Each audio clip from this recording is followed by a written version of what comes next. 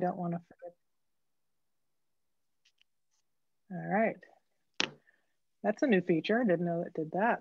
Hi, everyone. Welcome. We want to thank you for taking time to join us and giving yourself permission to learn and grow with us today. My name is Gail Capps. I'm the BBSS support leader for District 186. My work is to support families and caregivers, schools, classrooms, students, and adults in the areas of social emotional learning and our braided behavior support system, which we call BBSS. I'm also joined by Gail Kolbeck. Gail, if you'd like to take a minute to introduce yourself real quick. Good evening, everybody. I'm so glad you all decided to join us tonight. I am a BBSS strategist in the district, and my two areas kind of expertise are mindfulness and trauma-informed practices in the educational setting. And I am someone who supports teachers, students, staff, and families around behavior interventions and do a lot of coaching with adults. So really excited to be here with you tonight. Thank you. Thank you, Gail. We're also joined by Peggy Cormody, Vicki Maton, and Mary Wyman. You guys give everybody a wave so they know who you are. Thank you. Vicki, Peggy, and Mary all support family and community engagement in our district, in our system, and a true asset to each and every one of you. If you don't know their names yet, please, please, please get to know them, and because they are definitely an asset to our district. So we thank them for being here and helping us collaborate together to provide this session for you tonight. Again, this is part one in a 4-part series during the month of October, and we're absolutely thrilled to be bringing it to you. As a parent of a student in the district, I have a sophomore, we've been asked to do quite a few things differently. And since March, and with the pandemic, we've been pulled in so many different directions that we weren't prepared for. So our hope today is that together we can learn and grow and give you the permission to prioritize you and give you the tools to make remote learning less stressful and frustrating. So I say again, thank you for giving yourself time today to be with us. And we know life gets in the way. So if you've got to jump off to do what you know, to take care of your family needs, again, this session will be recorded. But first, we're going to start with a few virtual norms, and we do this for a couple reasons.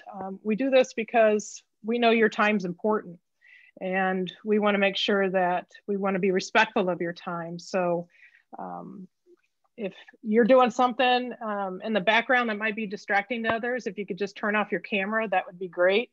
If you could also stay muted during the presentation so we don't have any background noise, that would also be very helpful.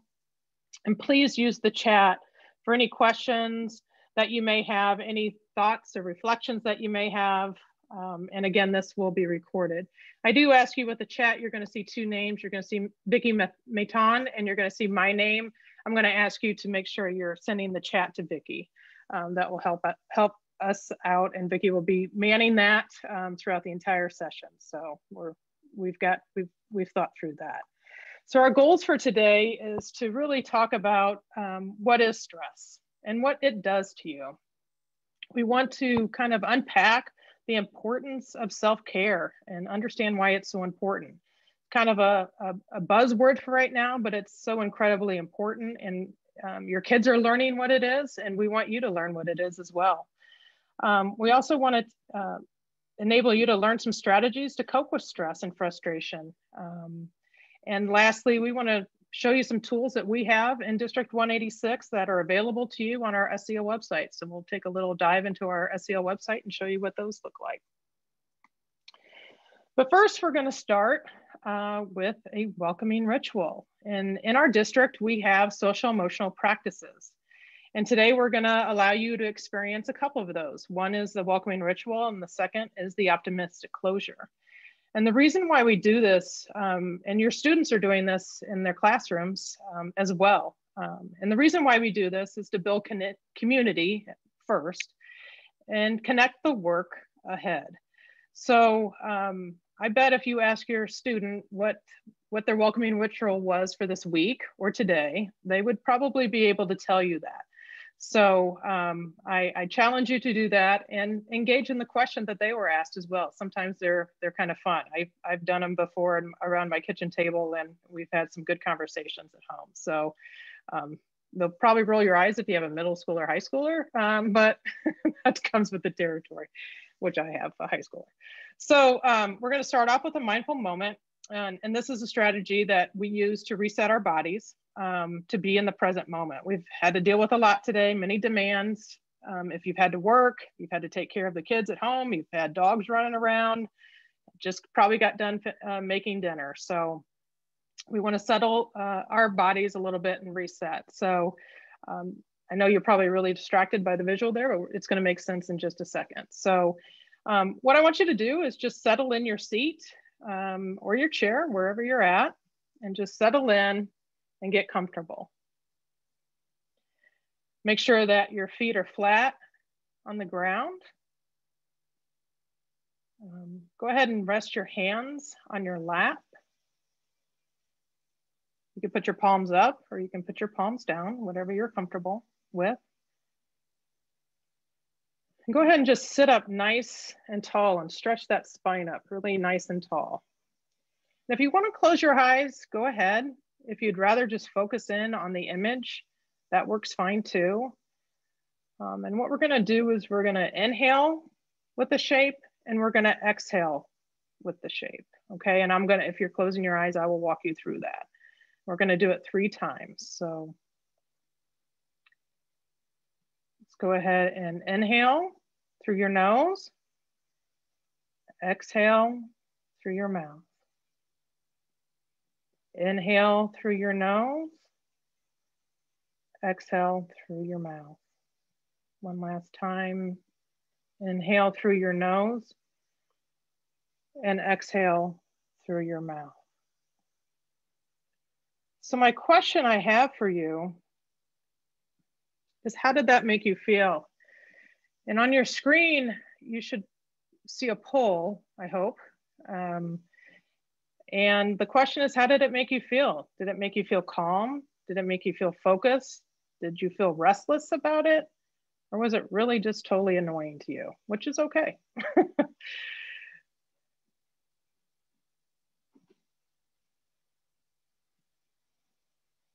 All right. Good. So a majority of folks are saying that it made you feel calm and focused. Sometimes it will make you, when you start mindfulness practices, it will make you feel restless or annoyed. It's something that we're not used to, and we're always, our minds are going 100 miles a minute. So it's okay, just pay attention to how you're feeling. So thank you for going through that experience. Again, this is definitely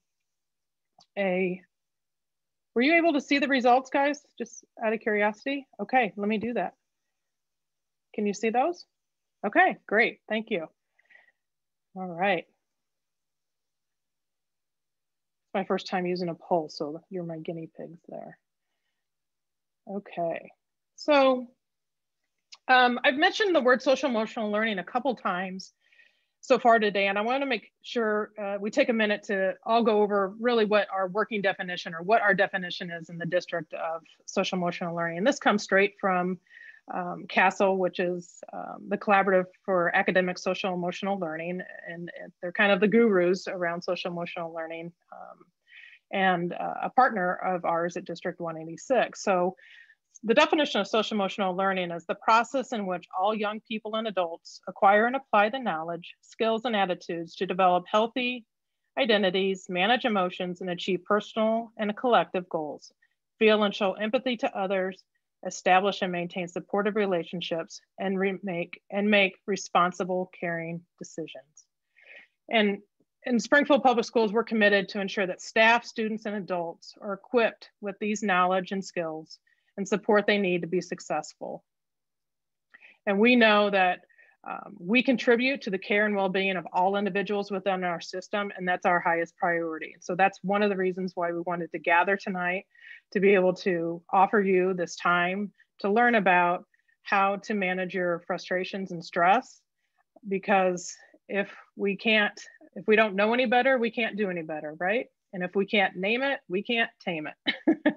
And so it's really important for us to be able to know what social emotional learning is, because those are the skills that we do, that we can work on to try and enhance our ability to get better at something. So how do we do it? And we do it through the competencies. So there's 5 SEL competencies. We're going to focus on just 2 today, self-awareness and self-management.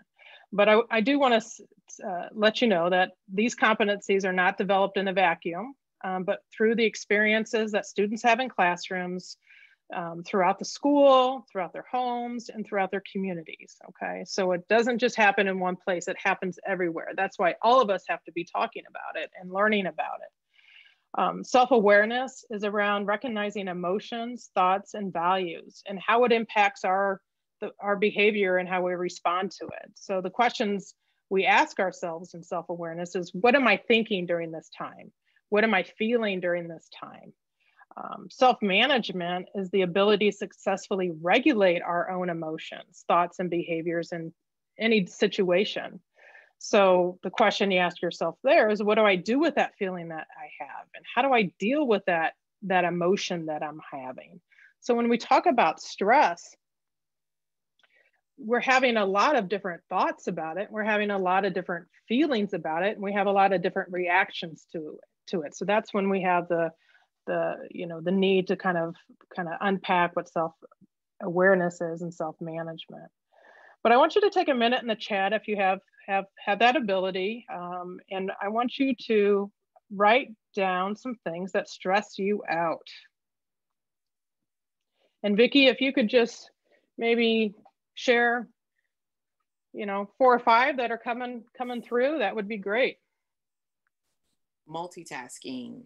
Yes.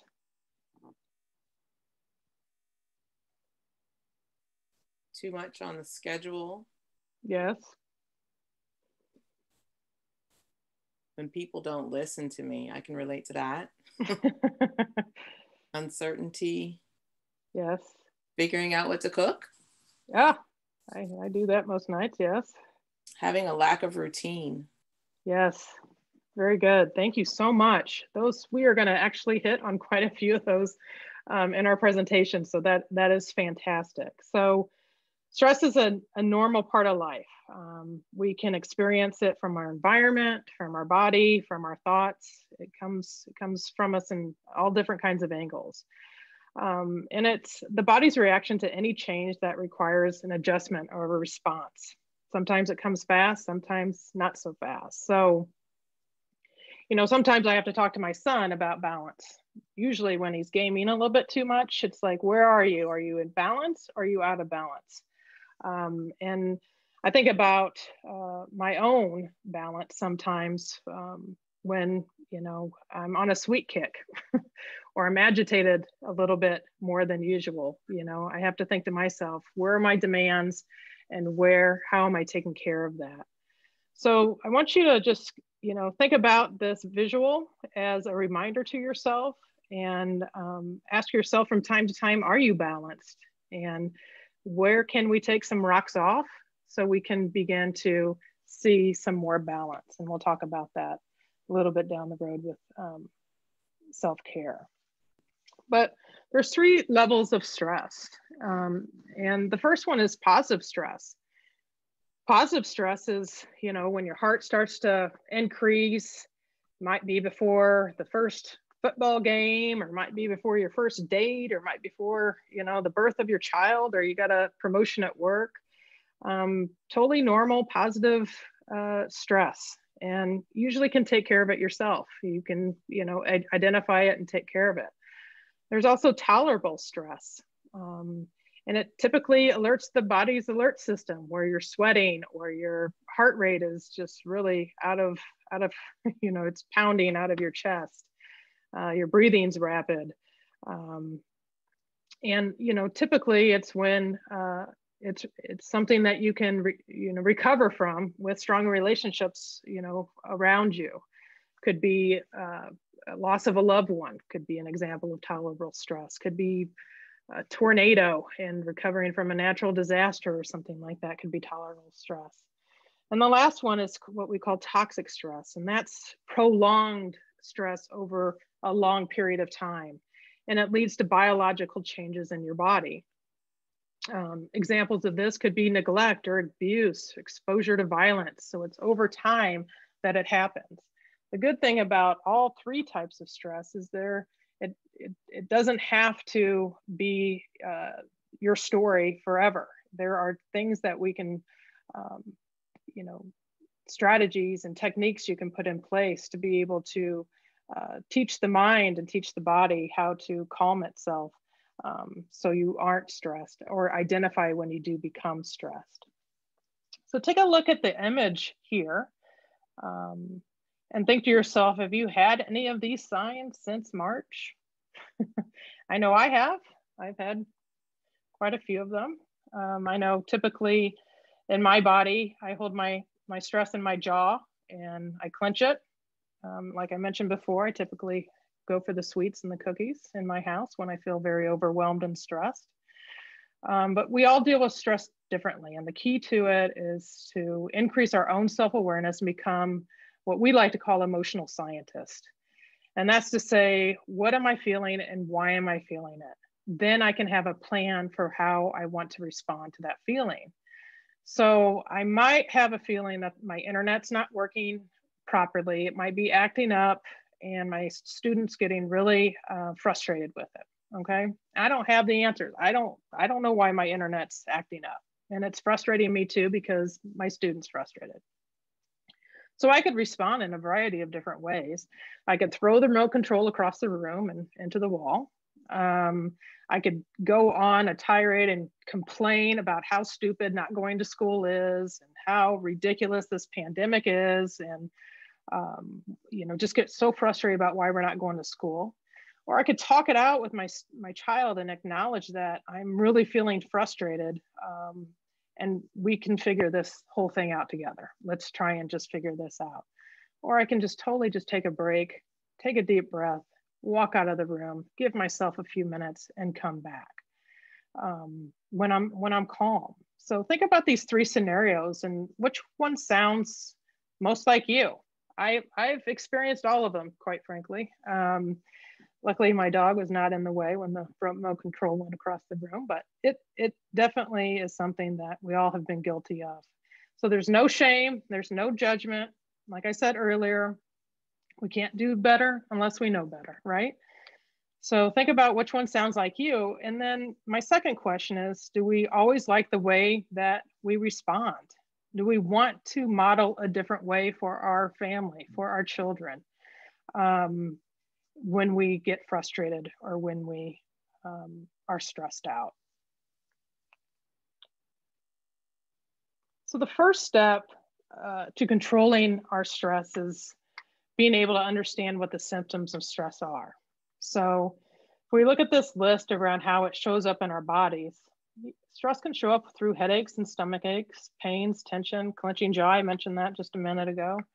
Sleep issues with that, issues with anxiety, fear, even depressive symptoms, lack of focus, feeling overwhelmed.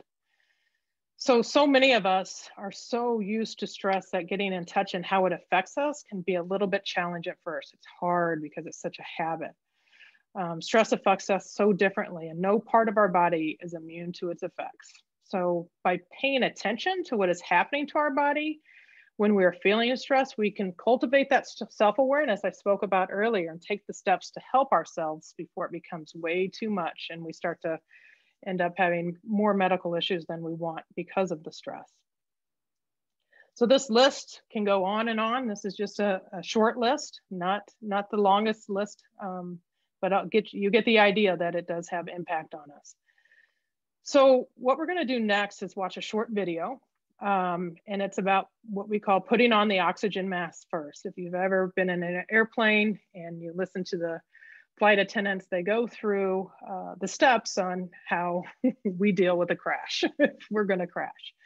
And so this is a short video about that. And then Gail Kolbeck is going to walk us through the strategies to cope with stress and walk us through self-care.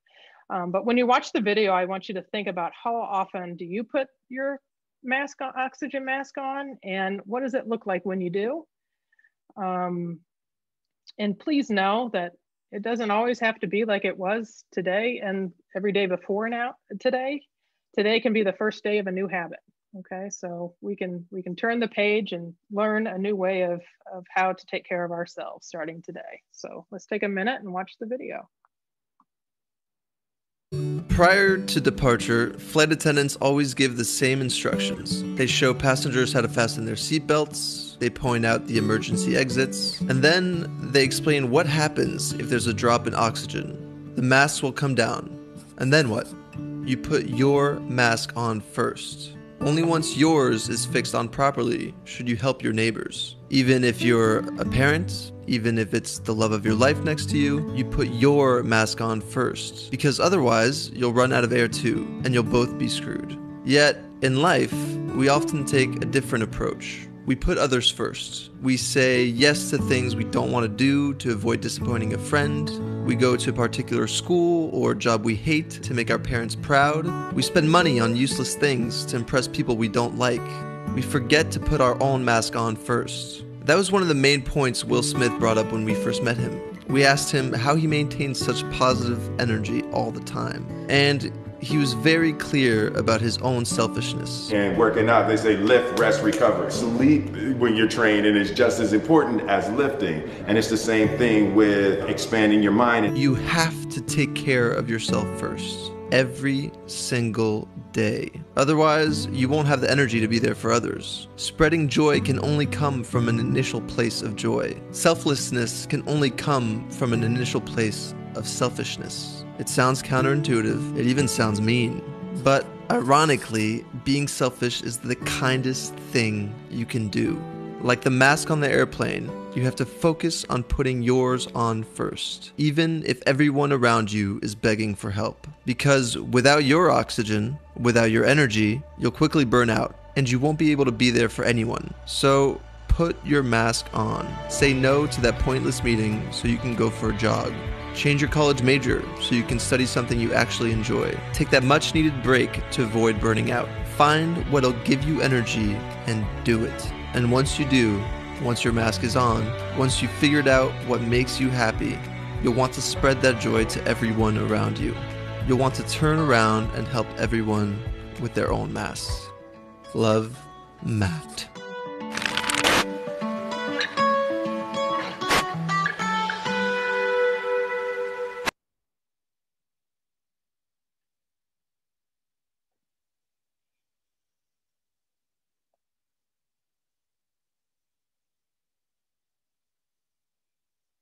I think you're muted, Gail. I wish I could count how many times today I muted myself and was just talking away. That's just the status of the day. All right, guys, what I'm going to do now is I'm going to kind of take us from the more clinical things that Gail was talking about and how stress, what stress is, what it does to our bodies, how it can show up in our lives. And I'm going to talk to you about the antidote to the stress because, well, first of all, I wish I had a magic antidote because I would can it and I would sell it and I would be a really excited and happy person. But the good news is there's lots and lots of things that you can do to deal with all this stress and this overwhelm and this frustration that you're experiencing right now in this unbelievably crazy time that we're living in. So what is self-care? I mean, aside from a buzzword and a bunch of selfies and all this other stuff, self-care is actually something that has been around for a very long time. It's just never been talked about in the manner and form in which we're going to be talking about it tonight. So clear back in 2001, 19 years ago, when there was some tremendous research being done on self-care, these two gentlemen came up with this definition about how it is providing that attention to one's own physical and psychological well-being. And guys, the unspoken reality is that self-care can be very challenging to implement, although unbelievably necessary. It may feel very selfish to put yourself first. I have learned this firsthand, and I still have to work on it every single day. And thank God for people like Gail in my life who can help me bring it back down when I need to, right?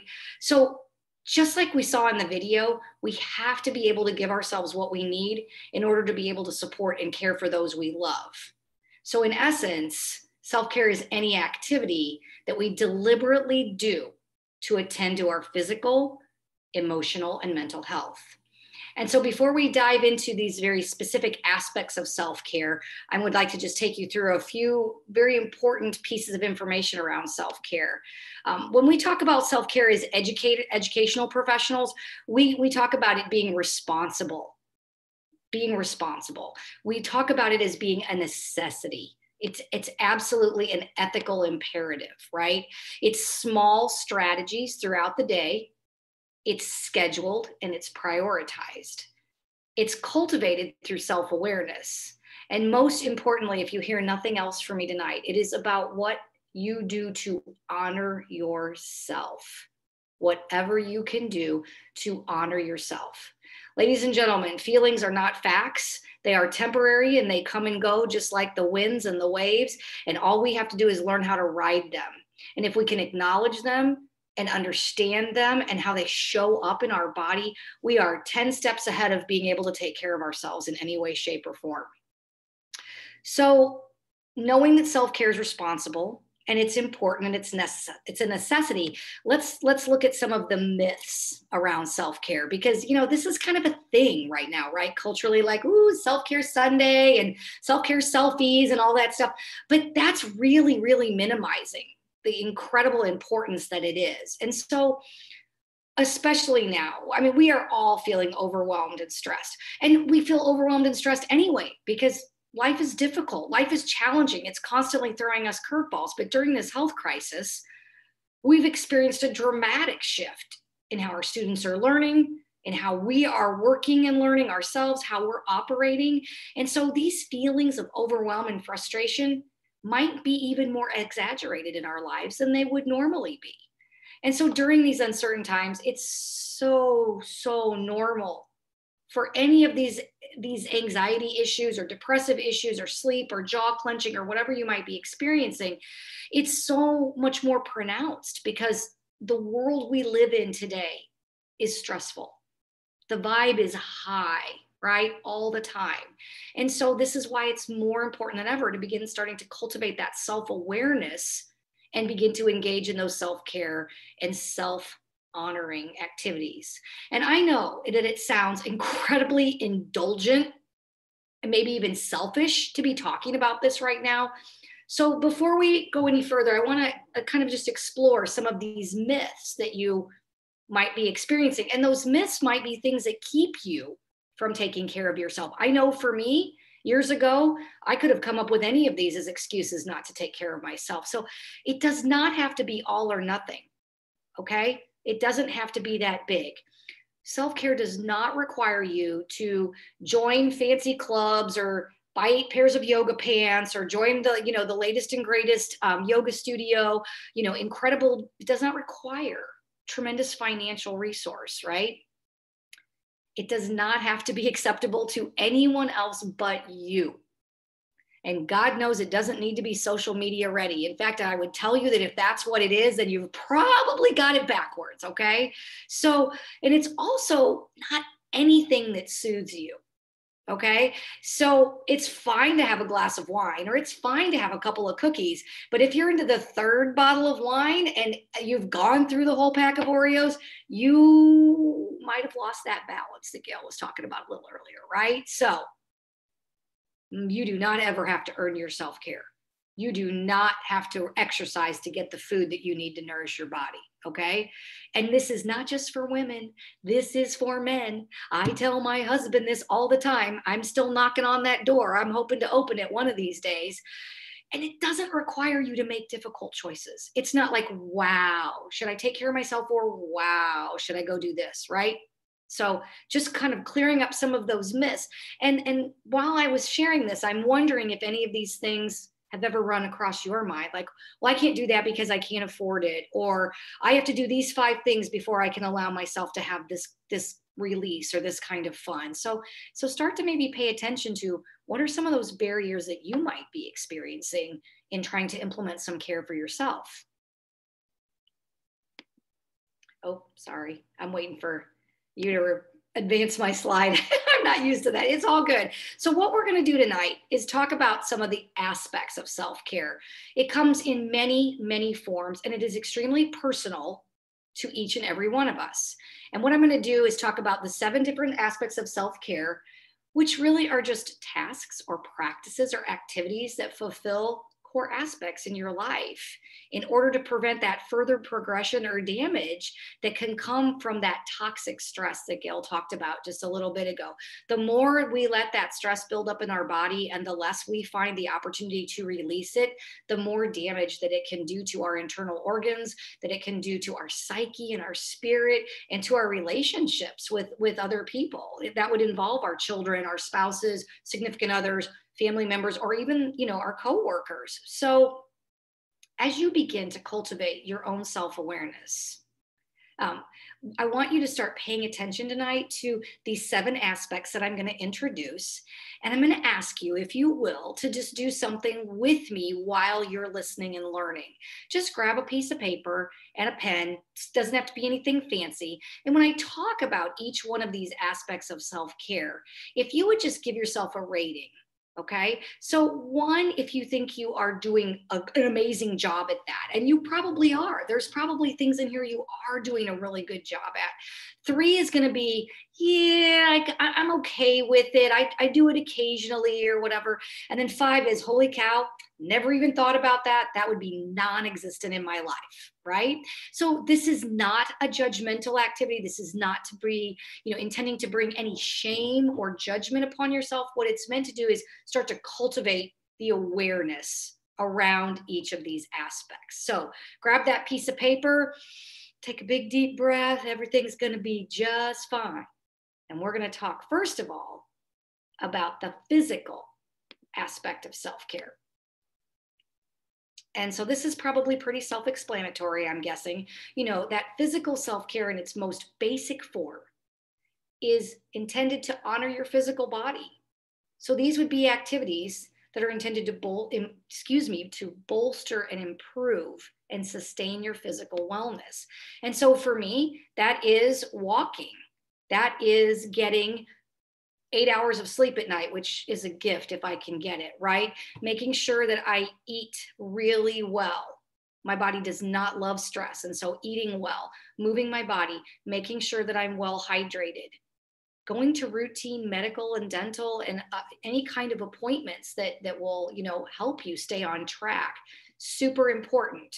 So give yourself a little 1, 2, 3, 4, or 5 on your physical self-care.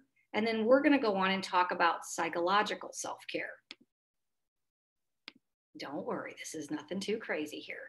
So I like to think of psychological self-care as also perhaps emotional self-care.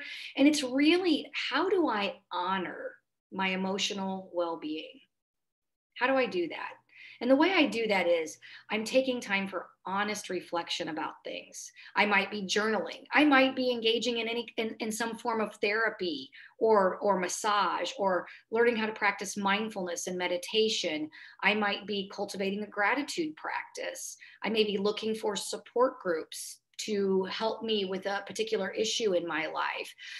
One of my biggest ones right now is digital detox, staying off of social media for extended periods of time to give my poor body and my mind a break from all the insanity that's currently out there, right? And so these activities are going to help you cultivate a deeper awareness of self. This is a great place for you to continue to delve into that self-awareness, right? This is going to help you with your ability to connect, to process, and to reflect on a full range of emotions that you're experiencing. Because just because you're mad doesn't mean you have to do anything about it. Or just because you're super sad doesn't mean you have to do anything about it. They are just feelings. They are not facts. And guys, if there's questions or anything while I'm talking, I tend to move pretty quick. So feel free to drop Vicki or Gail a note in the chat. I think we're happy to do whatever we can to support you through the presentation. And so now I'm going to talk about one of my favorite aspects of self-care, and that is spiritual self-care. But before we dive into this aspect, I think it's important to make the distinction between spirituality and religion. When we think of religion, we tend to think of a commonly held set of beliefs and practices, things of that nature. And that may include worshiping together collectively, in an organized fashion. Spirituality, in its essence, is an individual set of practices that are intended to cultivate self-awareness, peace, and perhaps purpose within one's own self. The two words are often used interchangeably. However, they're definitely, in all the scholarly circles, not the same thing by definition. And so spiritual self-care is what helps us focus on something that is bigger than ourselves, right? And so how do I honor my soul's purpose? How am I going to do that? For me, spending time in nature is an amazing way to ground myself and remind me that there is a world much, much bigger and lots of things going on outside of what I'm dealing with right now, right? Participating in your faith-based community also is very important. Prayer, meditation, yoga practices, and learning how to practice self-compassion and self-forgiveness. Those are huge. And so this is what helps us connect to that the greater unknown, whatever it is that you want to call it, higher power, God. There's so many things that we connect and resonate with. So the most important takeaway of this aspect of self-care is that it's helping us get outside of ourselves. It might feel oftentimes the things that are happening are about us, but oftentimes they're not. And so when we take ourselves out of it, we can see the bigger picture. So financial self-care, let me just say, hands down, the first time I ever heard this, it was absolutely revolutionary to me. I did the kind of, what? That's self-care? Really? I had never considered that paying attention to how, where, when, and why my money was spent could be considered an aspect of self-care. So keeping my bills organized, paying them on time, and being mindful about where I spend my money has taken such a load off of my mind. And so checking my accounts regularly, being mindful, money is energy. So where I'm spending it, if I'm always spending it on, frivolous little things, that may not really bring me joy. That may be something I might want to stop and take a look at. And so this aspect focuses on practical tasks, which are intended to prevent, which could become extremely stressful future situations. So it's about having a conscious relationship with your finances. Professional self-care focuses strictly on your work life. How do I care for myself in the workplace while putting my very best foot forward? And so engaging in these kinds of activities at work where you're taking time to have lunch, walking away from a difficult conversation if you don't feel ready to have that conversation. These allow you to perform consistently and at the level expected of you, no matter what you do.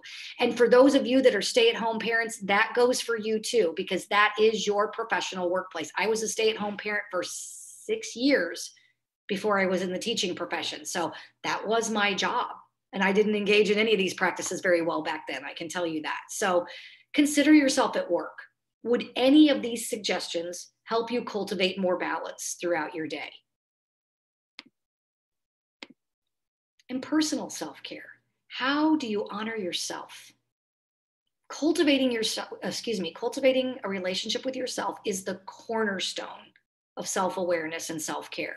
It is about honoring yourself at the most individual level, spending time with your family, reading a book, making time for friends regularly, reaching out to people, creating organization within your day.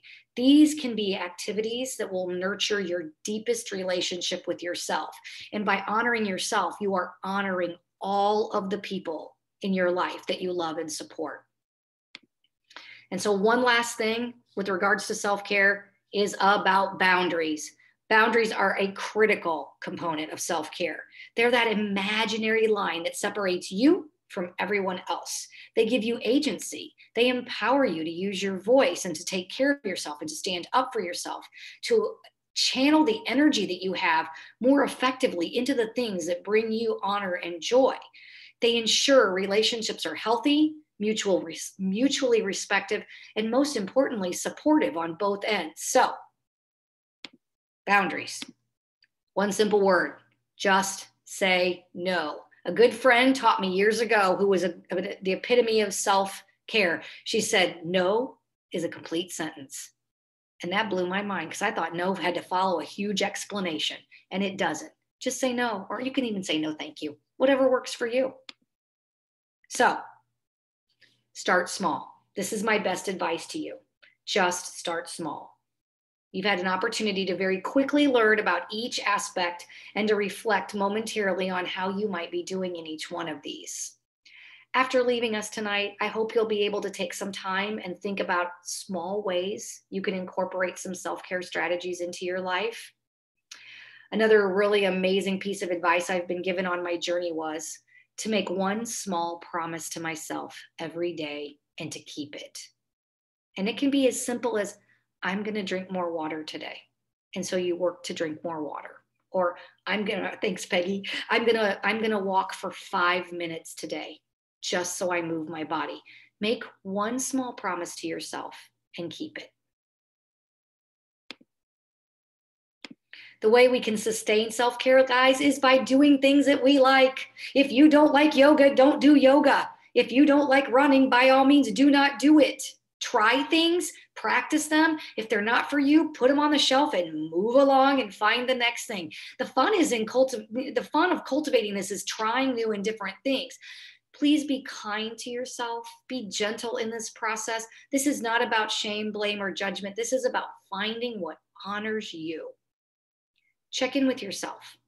See if these things really are honoring you. If they're chores, if they're becoming chores, they're probably not honoring you, okay? And find that person who's going to support you through that and love you through that process. And if you make a mistake, they go, okay, just try again tomorrow. So I know you want to know, okay, how can I reduce my stress and frustration at home? Super important. Okay, I know how hard it is for you guys. You're at home, you're balancing work, you're balancing your kids, technology, it's like mind-blowing, right? So please set realistic expectations for yourself, okay? It's okay if you and your kids are not having an amazing day. And it is okay to tell someone that. Your teachers get that. Believe me, they get that, all right? When you're starting to feel that frustration, that overwhelm, just let yourself be with it. Do not necessarily feel compelled to have to do something about it. Creating some predictable routines for yourself, just like you're trying to do for your children, is very helpful in terms of being able to manage all that you guys have on your plates. I like to sit down in the morning about 15 or 20 minutes before I start Zooming for 7 hours a day, after I've gotten my Starbucks from my friend Amanda, who's on this call, and go through what my day is going to look like. Making sure I build in that time for myself, that quiet time, that reflective time, right? And most importantly, you guys, having those boundaries. It's okay to go in the bathroom and shut the door and tell your kids you need a moment. I need a moment. Can you give me a moment? They are not going to die because you did that. I promise you. They're going to use their imagination and figure out how to deal with themselves in that moment, okay? So kids need consistent expectations, so do adults, right? So here's my favorite thing that I like to say when I'm coaching people around behavior. Check yourself before you wreck yourself, because how many of us have lost our minds, said something, and then the next thing we know, we are feeling silly, we are feeling foolish, and we feel like we have to apologize, right? So check yourself before you wreck yourself. Make yourself stop, take a deep breath, and ask yourself these questions. How am I feeling right now? What words am I using to convey how I'm feeling right now? Am I loud? Am I angry? Am I calm, right? What does my body language look like? I'm not mad at you, right? That does not mix. So what does my voice sound like? So pausing just for the moment to even ask yourself, what am I about to say? You have just given yourself the greatest amount of grace to move on in a more responsive way. So checking yourself before you wreck yourself. I have to do it, 150 times a day, at least.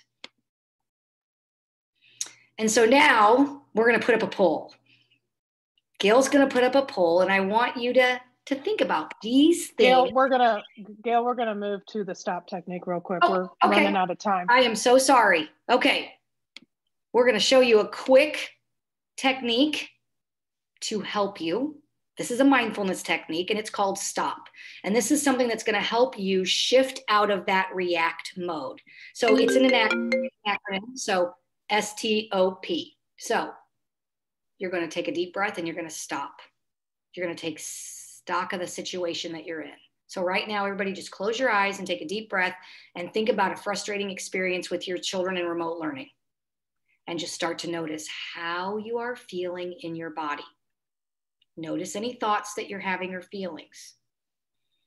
Take another deep breath and notice your breathing. Is it deep? Is it short and jagged? Just notice, okay? And begin to open to your surroundings around you. Notice your posture. Notice your sights. Notice anything you might smell. Take another deep breath and just pause and decide whether or not you feel calm to proceed. And if you don't, do this again and do this again until you feel calm and confident to move into that next step. And thank you. I just want to thank you. I did go pretty fast. I'm sorry. I hope that we helped you a little bit, but Gail's going to talk to you guys now about some amazing resources. Yeah, so on the District 186 website, under programs, we have social emotional learning, and I'm just going to take you there real quick. And you will see mindful moments, and we have that stop technique along with other techniques that we load up every week, really. Actually, we're kind of been on a routine of every week adding a new technique. And then we also have the virtual calming room, which is a really fun place to go and hang out if you need a moment to reset your body in a variety of ways. We have music, we have visual, we have bubble wrap or that you can pop, and all kinds of, we have puppy cameras, animal cameras, we have games, we have all kinds of things. Actually, you and your student would actually love it.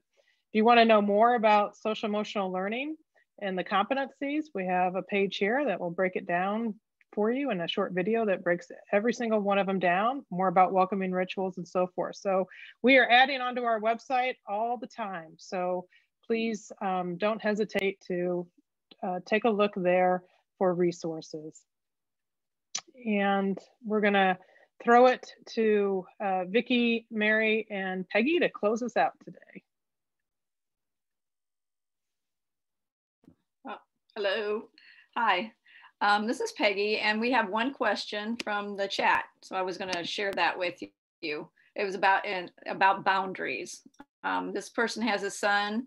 He's at the age where he gets a little mouthy and is worse with the remote learning frustration. I'm struggling with letting him vent and express himself and drawing the line on disrespectful. Any advice? So first of all, I think it's amazing that you are allowing him to have a voice, because one of the things that I know when people are frustrated, and I work with frustrated children all day long, is allowing them to just say what they need to say, right? Giving them that opportunity to talk about their feelings. We can validate children's feelings, even though we don't necessarily agree with it. You could even say, I hear you. I understand. You have a really good reason to be extremely frustrated. Using validating language like that can be very, very helpful, just to kind of bring them down. And sometimes we're uncomfortable. I know I can be when people are very escalated and upset. And so giving them an opportunity to vent, maybe even suggesting taking some laps around the house, or another great thing to do when kids are really super frustrated. If you have a Nerf bat, something soft or a pillow, allowing them to go in a safe place and just kind of get rid of that physical manifestation of all of that anxiety, anger, frustration can be helpful too. So just, if you can keep calm, right? And let them have their say, and then try to, if they're willing to problem solve with you, are you ready to talk about it, or do you still need me to listen? And that's hard sometimes because I'm a fixer. I just want to jump in and fix it. And we have to give them the agency to express themselves. So I don't know if that was helpful or not. The only thing I would add to that, Gail, is that it's real important for us as the adults to share our calm. And it's so easy to get tangled into their emotion as well, because emotions can get contagious. And so if he's escalated, it's so easy for us to get escalated too. And then the next thing you know, we're having quite an argument. So if anything, I would challenge you to continue to ask yourself, am I calm? Am I showing him how to be calm? Am I modeling how to be calm? And share your calm in the situation. If anyone else has a question, they can put it in the chat and we'll read it out here, or if you want to raise your hand if it's a question about frustration or stress. Oh, I think we have one more. While she's writing that down, can you go to the next slide real quick? Oh, well, here. Yep, here I go. Oh, okay. Mary, did you want to share this slide? Sure. We just wanted to remind you that we have 3 more series in this event. Next Tuesday, we'll have the Canvas for families and parents. We ask that you, if you're not registered, to go ahead and register. There's a video, it's about 30 minutes in length, so be sure and watch that video, and then you'll submit your questions. We'll look at the questions and then come together that evening and answer them for you. And then on Thursday, we'll talk about supporting your student emotionally during remote learning. And the following week, we'll talk about balancing work, remote learning, rest, and play, since right now things kind of get all messed up and rolled together, and sometimes we don't rest.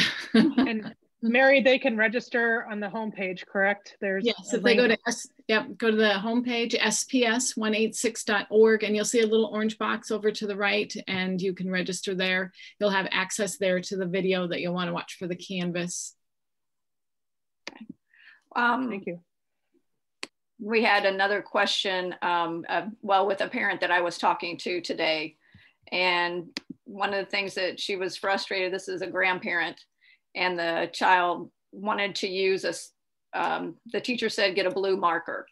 And she said, well, we don't have a marker, let's use a crayon. And so it was just that the child wanted to do what was right for the teacher, but she knew that maybe it could be a blue crayon. Is there anything that I could share with her about that? I think it's, again, one of those things where you start off by validating the student for wanting to do what is right. You know, I really appreciate that you want to do exactly what your teacher says. That shows me that you're respectful, you know, about learning. Unfortunately, I don't have what you need right now, but here's what I can offer you to try and do it this way.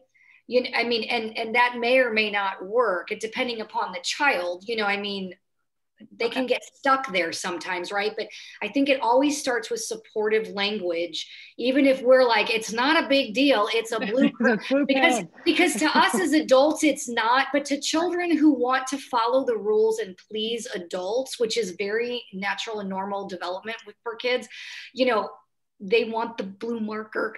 So, you know, just calm, supportive language and saying, I understand you're really frustrated. Here's what I can help you with now. Let's work on getting what the other things that you need to do the class. Thank you. Thank you. And there was an add-on, the person who asked before the question, what if your child yells or swears, raises his voice? What's a good way to work with that child? Well, I think it's always, sorry, Gail. No, go ahead. Go ahead. I think it's just always around teaching the kids what the expectations are in your home, you know, and, you know, we don't use that kind of language in our home. And you just we have to teach expectations over and over again in the classroom. And you'll have to do it too, especially when they're learning the language, when they get to late elementary, sometimes. Really? Well, earlier, true. And one thing I'd add on to that too, Gail, is what I know from working with children all day long is that when people are highly escalated, trying to reason and rationalize and discuss with them, that is we need for them to start to calm down and become calm before we can start to have a conversation with them about why their behavior was inappropriate. And so helping them, hey, I can see you're really angry right now. What do you think you need right now to take care of yourself? Is it laps around? I like to give people choices when they're that upset. Do you need to take a drink? Not a drink of water. Drinks of water calm you down immediately, not the other thing, sorry. Not sugar, not Dr. No, Pepper. not sugar. Do you need a drink of water? Do you need a bathroom break? Do you need to move your body? Ask them what they need, because they'll be able to tell you. Most likely they will be able to tell you. And when you start to notice this shift in that they're starting to calm down, their voice isn't as loud, they're not using as many, that's when you can start to have that conversation. Because think about it, when you're super angry and someone goes, just calm down, I'm like, that just enrages me even more. That's not helpful, because I'm in the most primitive part of my brain. So that would be my best suggestion, is let them de-escalate. And then, like Gail said, remind them, what are the expectations in this house? We don't use those kinds of words. I see that you're from, this is why we don't use those, because it's disrespectful to us in the family, and in this family we ... you know, so give them the why behind it too. Okay. But you're using the, you know, they're using that as a power word, you know, and they're trying to, so they do need that opportunity to de-escalate for sure. Okay. Well, I don't see any more questions. So if we want to go to the next slide. Okay. Talk about the optimistic closure. Yep. So what is one thing, all the things that we learned today, that you might stop doing or start doing or do differently from what we learned today to help you with your stress or frustration? And you can put that in the chat if you would like, or write it on that paper that Miss Gail had you write your numbers down. I wrote all my numbers down. And I did okay. I do have that person that helps me along the way, and that's my husband. So that's good. So I'll be quiet for a minute if you want to put those in the chat. Or boundaries is I got one of the chats. Okay. Vicki, are you getting any? I've gone ahead and made the chat public so we can share with each great. other. Right. Great idea.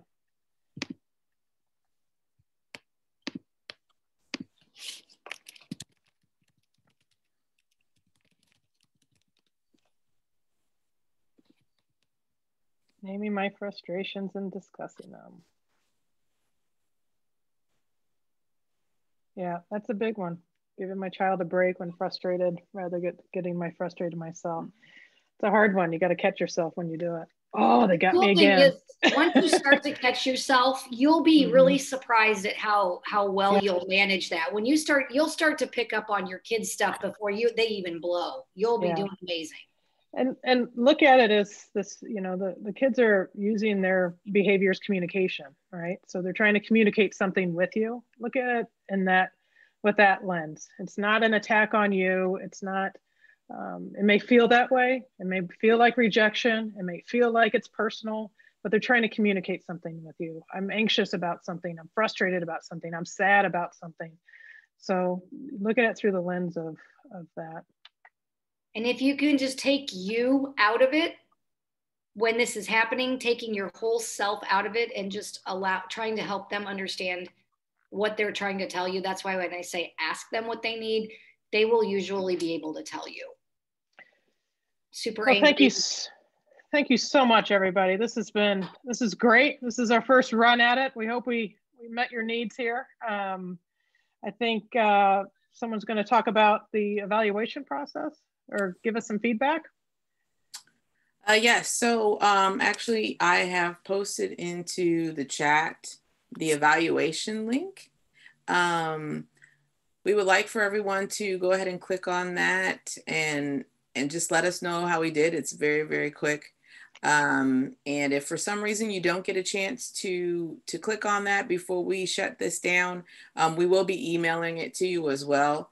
So we just want to make sure we get that good feedback to make sure that we can make this better for the next time. And if we do this particular session again, we'll know how to improve it. Wanted to share another opportunity for parents as well. we came across this from UIS. They have a parent resource page. So if you go to that website, it's uis.edu/CAPE. They have a resource page that has lots of good things for parents during this remote learning time, very specific to that. So go ahead and click on that evaluation. I'll post it one more time for you. And Peggy's got that link in the chat as well. Thank you.